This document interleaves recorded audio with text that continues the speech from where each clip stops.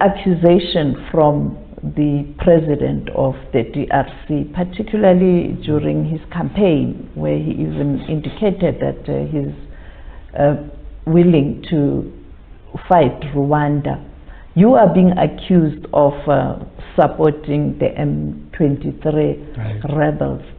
And this has led to people saying this is causing instability in another country. What is your reaction to the critics who are saying you are behind M23 rebels?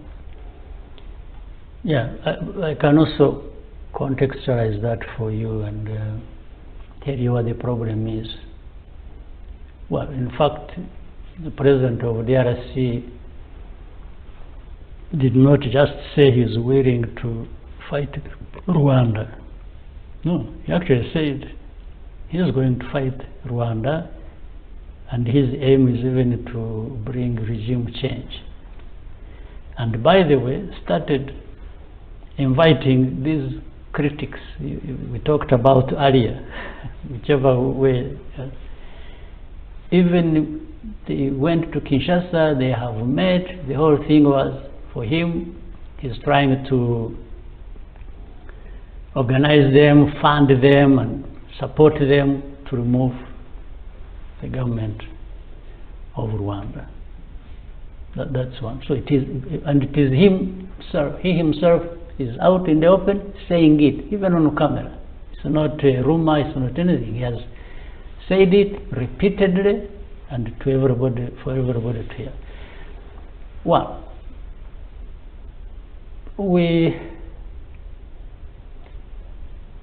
you don't want to dismiss anything, but on one hand, we want to not take it seriously.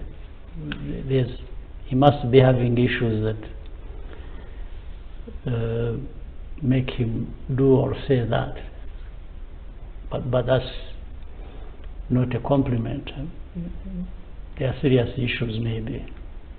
But on the other hand, we don't want to take anything. Maybe he actually, and especially when we started seeing that he was organizing people and bringing them to Kinshasa, and that he has armed the FDLR. You know the FDLR? These are. I know the FDLR. Yes, he has armed them, given them everything they wanted. So he's using them to fight his wars against M23, against any other person he wishes to fight. So that starts becoming serious. We have had that serious problem of FDLR living in the DRC even before he became president. That's a different issue, but when he became the president, now he has openly and officially been associated with them and supporting them, and the aim is to cause problems here in Rwanda and along the lines FDLR is. And in fact, the fact that he embraces FDLR shows something else, and that is, and then alongside that, he has mobilized some countries, especially, I will not hesitate to mention. For example, if you see Burundi, the way it is involved in the DRC and in the fight alongside the forces of Congo against M23, it has this connotation of the history of genocide and the politics along ethnic lines and discrimination and even persecution and so on and so forth. So that's when we started seeing it as being very serious in as far as we are concerned. But also, if you look at the story of M23, before I answer the accusation that we support M23, people need to understand who the M23 are. It's not me to define them or talk about who they are. let even independent people try and do that, and some of them have done it, as I have seen. M20, by the way, including that I asked President Tshisekedi face to face whether he recognizes M23 as Congolese, or these are people who came from somewhere else, including Rwanda, and just found themselves illegally in Congo. His answer to me, and in the presence of other leaders, was that he recognizes these as Congolese. I'm just repeating it for record. He himself says these are Congolese. I said, fine. It was important for him to clarify that. Then, so if he says that these are Congolese himself, why can't he resolve the problems of his people, of his country? And when he's a leader, it doesn't matter how he becomes a leader, whether the first or the second. That's not my business to judge. I'm not going into that. But there are questions that maybe the world can also pay attention to. So if I had problems here with my people, a section of people, whichever demands they are making, why would I not find a way of resolving that? We started by talking about it, whether genocide could have been prevented, whether there was a way. So why wouldn't Tshisekedi find it in himself? Even after accidentally becoming the leader of his country and later on forcing himself to be there, why can't he find it in himself to address the problems of his people? The M23 we are talking about is not just 1,000, 2,000 or 3,000 or whatever number with the arms fighting. We have 100,000 people here who are in their category and their family members and so on, who have been uprooted from Eastern Congo and are staying here in Rwanda in the camp in camps, refugee camps, for the last 23 years. This is where leadership comes from. Can't the two leaders, the president of Rwanda and the president of the DRC, find a permanent solution so that these two nations can live side by side, and yes, we can. You can push for the development of this beautiful region? That is a very, it's a simple logic. What you're saying is a simple logic. Until you start asking yourself that question. Now, so for the case of Rwanda, for example, what would anyone ask me to do for that problem to be addressed? Are you willing to engage in talks? We've been doing that. In fact, when I asked him this question, we were already in Nairobi, we were in Kenya, having this discussion with the leaders. So we've been going back and forth. Recently I was in Angola, in Rwanda. Yes. Over the same thing. Because there are processes in Nairobi, there is a process in Luanda. I've been to these places like, I don't know, a dozen times over the same issue. But if you have, like you asked me, can we sit? Yes, we can sit and talk about what. But if you have also, either you have listened to me or you have listened to President Tshisekedi. But if you find somebody who admitted in the meeting that yes, these are Congolese, how then at the end of the day also start saying, I will not talk to these people, I will not do this, I will not do that. I mean, what? And for me, I'm even using things that are said in the open by the person himself. I'm not creating any story for him. Or, according to him, he thinks M23 is not a problem, that it is Rwanda. And then we ask him, okay, tell me, how is the problem, does the problem become Rwanda? And if so, what are you asking Rwanda to do? Instead, Rwanda actually has a lot to ask. We're asking you, first of all, why do we have these 100,000 people here as refugees? Second, why are you having the M23? But the M23 didn't come the other day. I think the war started the fighting started in 2022. But that's not the first time. This problem was there 2012. If you remember, the problem of M23 was born around 2012 because of the same history, this persecution, this. And we even went into facts of history. We said, how did these people who are attributed to being Rwandans come to be in Congo? Is it Rwanda that took them there? These areas of eastern Congo, Masisi, around Rutshuru, wherever, there have been these people, they have their ancestral homes there. These are people, they were not, if you were to blame anybody, maybe you would blame colonialists. They're the ones more responsible for that. During those years we were ourselves becoming refugees, some of those things were already established, and they only turned into problems much later.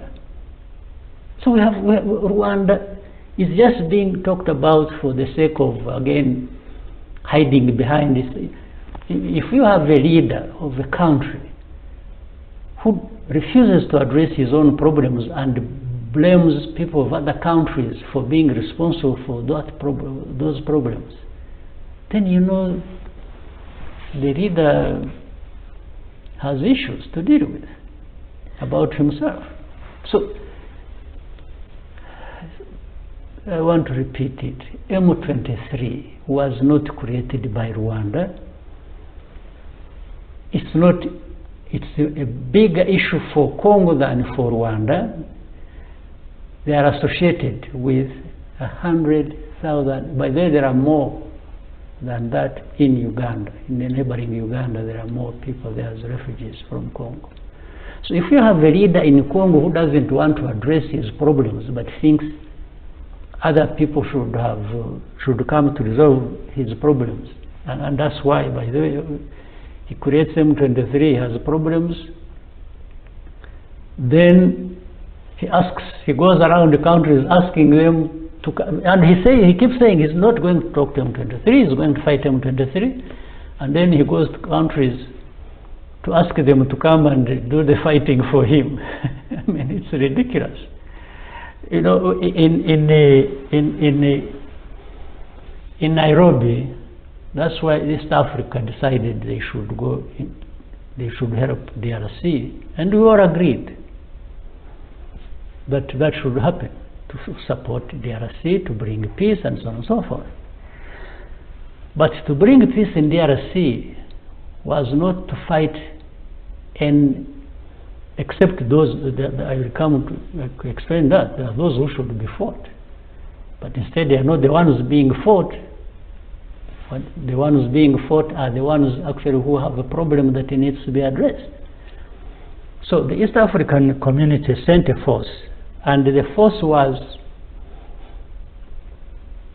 to stand in between the fighting forces so that a political process resolves the problem.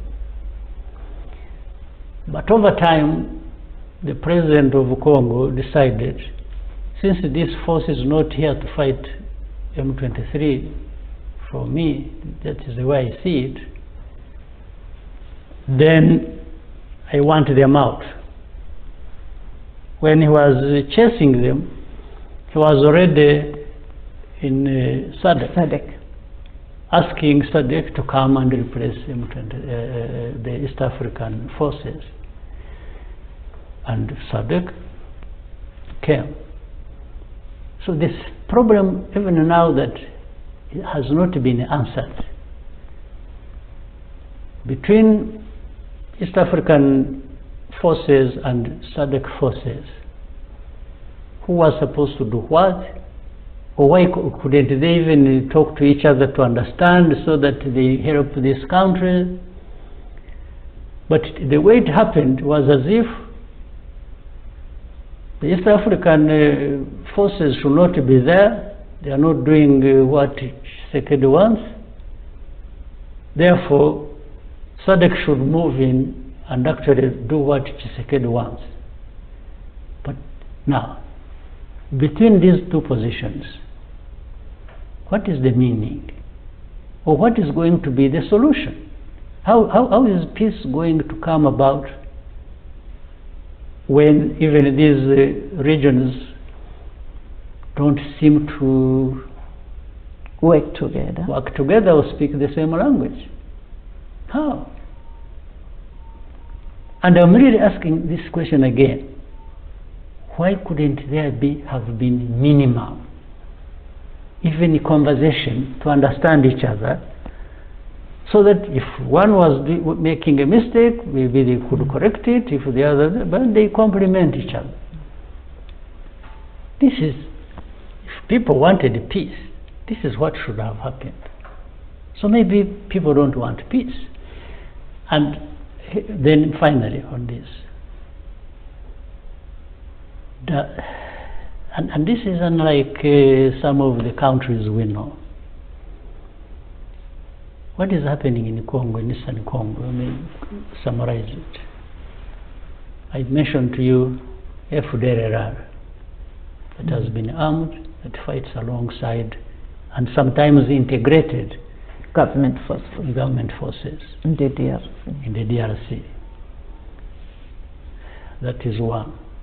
Two, and by the way, before I leave that, the forces of DRC, the FDLR, are being used by government to persecute a section of the population in Eastern Congo.